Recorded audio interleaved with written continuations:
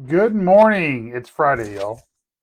I had to make sure my mic was on. The 9th of May, 2025. This is going to be a short devotional, and it's early. I have to take Corey to work this morning. I don't have to, but it's my day off. I'd like to have a car today, do a couple things. Um, Still am waiting on the settlement for the accident where I hit the deer last Saturday. So pray for me. Still looking for a car, but really not looking hard until I get the settlement money. Then I have cash in hand. I can go out and get a car.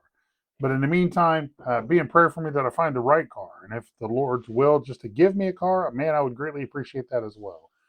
So if y'all have any leads on vehicles, let me know. I've got a budget between 3,000 and 4,000 is what I'll be able to get a car for, but I need something decent and running. So that's an urgent prayer for me because I do truck stop ministry. Um, I also do ministry work for the church sometimes, and so a second vehicle is a must for us. And it's been kind of rough this week with only one vehicle because Corey works during the day, and then she also works a second job part time for a couple hours in the afternoon, so she doesn't get home until 5:30, 6 o'clock, and a lot of times I need to leave by 5:30 to get to the truck stop on time. And so just be in prayer for one another today and the weekend. As always, if you can be in church, if you have a Bible believing, preaching, teaching church in your area to attend this weekend, you need to. I encourage you to. And if you need help finding one, if you don't know of one in your area, please let me know. If you're physically unable to go to church, our church does stream services online, Liberty Baptist Church of Ada. So you're more than welcome to watch online on YouTube, Liberty Baptist Church of Ada, only if you are physically unable to go to church. All right, so we're going to jump back in. We're going to do this rather quickly because I don't want to take too much time because I do need to get out the door here soon. But we're in Galatians chapter 3, verses 21 through 25. We're looking at the purpose of the law. What's the purpose of the law? Verse 21. Is the law then against the promises of God? God forbid, for if there had been a law given which could have given life, verily righteousness should have been by the law. Paul's saying if there had been a law out there that could have given us life, it would have happened. But there's none out there. And we're going to go into exactly why the law was written. It's just like we have here in America and everywhere else, you have speed limit signs where you can't go any faster. Why? Because if you didn't put those signs up, people would drive faster than they should. There are stop signs and intersections where it could be dangerous if you just all willy-nilly went through those stop signs. Personally, I hate roundabouts. Why? Because nobody knows how to drive through them. But you can go online and research the proper etiquette for traffic in a roundabout. But there's rules and regulations and laws out there for mankind that are not related to the Bible that are put out there, the majority of which are for our well-being. Now, there are some laws out there that are not. And I'm not going to get into it. This is political stuff. But there are some laws out there that really, they're just about making money. That's what these laws are for. But the overwhelming majority of laws of mankind are to keep us safe and that we are not a lawless society. Because if you have a lawless society, you have chaos. So law was written for the lawlessness. And honestly, if we did not have laws, our nature would be to be lawless. That's just the way we are. That's how we were built. Even though the Bible's very clear, we do have God's law imprinted on our conscience. Let's look at that here real quick. Keep your finger there in Galatians 3 and go to Romans chapter 2. Romans chapter 2. And Romans chapter 2,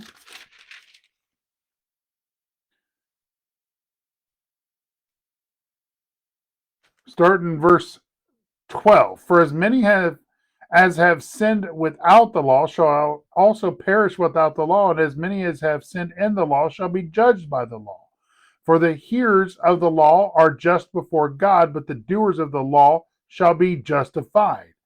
For when the Gentiles, which have not the law, you see, the law, the commandments were given to the Israelites for God, and God did that because he had pulled out a people just for him, and he was trying to get them to not be lawless. Why? Because they were doing the things that they had been doing while they were in captivity with the Egyptians, things that we should not do.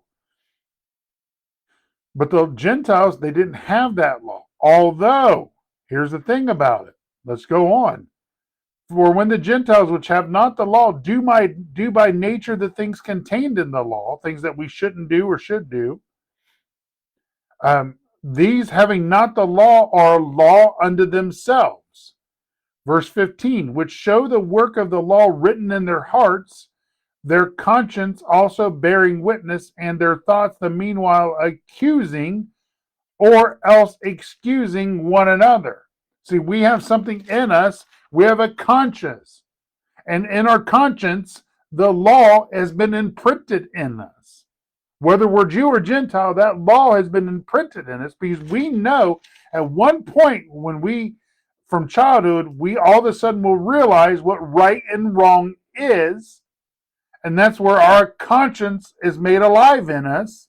And that could be 3 years, 4 years old, 5 years old, somewhere around there. But the moment that we know that we consciously are going to do something that is wrong, and we do it, we're accountable for it. It's just like sin. Nobody ever had to teach you how to sin. You had that nature already in you. Nobody taught you how to tell a lie. Nobody ever taught you how to disobey your parents. Nobody ever taught you how to take something that wasn't yours. You naturally had this in you. So at the same time, your conscience is imprinted in you. And there's a time when you will realize what you're doing is wrong. If it's something that is wrong and you'll at one point realize, hey, it's wrong. I've always said the greatest army out there would be a bunch of 2-year-olds. Why? Because they have no conscience. You can give them a bunch of AR-15s or whatever, and they would probably, or weapons, and they'd probably go out and destroy everybody and not even think twice about it. Why? Because they have no conscience. That conscience is alive, made alive at some point. Now let's look at this specifically because Paul talks about this. Romans chapter 7, look at verse 9. Romans 7, verse 9. And over here, Romans 7, 9, actually it starts at verse 7. What shall we say then? Is the law sin? No. God forbid, nay, I had not known sin but by the law, for I had not known lust except the law had said, thou shalt not covet. But sin, taking occasion by the commandment, wrought in me all manner of concupiscence, for without the law, sin was dead. It's not realizing what right and wrong is. That's what Paul's talking about. Verse 9, for I was alive without the law once. But when the commandment came, sin revived, and I died. That's when your conscience awakens in you, and you realize the difference of right and wrong. And people that are under what's called the age of accountability, they're not accountable for their sins until they understand the difference between right and wrong. Some people never understand that difference. They'll never come to that. Those are the mentally handicapped, MRDD, or special needs type situation. There are some people that will never understand the difference of right and wrong, and so they're not accountable for their sins, and they get a free trip to heaven. But for those of us, when that commandment came, whether somebody taught us or we just one day realized the difference between right and wrong, that is the age of accountability. It's not a set age. It's just that point that your conscience awakens in you, and yet you know that you're doing something and you shouldn't do it, then you're accountable for it. Or you know you should do something right and you don't do it, then you're accountable for it. And that conscience is alive in you, but you don't realize it's there until you get a little bit older. So that's what the law is all about for us, because some people say, well, what about people that live in a third world country or some deep, dark jungle and nobody teaches them the law? Well, that goes back to what we just read there in Romans chapter 2. Everybody has a conscience in them. And that conscience, God has imprinted His law in our conscience that we know if we do something wrong, it's wrong. Or if we know that we're doing something right, is right. That's our conscience that God has written in our hearts. That is why every person out there is accountable for sin. Now you can say, well, what about people that live in a third world country and there's no missionaries or some jungle? God is obligated to send them somebody for them to hear the gospel. All right, that's all I got for you today. Don't want to go any further because I'm running short on time. We'll dive further into this on Monday. As always, if you're watching this on YouTube, like and subscribe to the channel. Click on notifications. If you're watching this on Facebook, go over to my YouTube channel, Broken Road Journey, or Broken Road Channel, and click like and subscribe to the channel. And click on notifications. All right, questions, comments, concerns, brokenroadjourney.com. God bless y'all, and I'll talk to you, Lord willing, on Monday.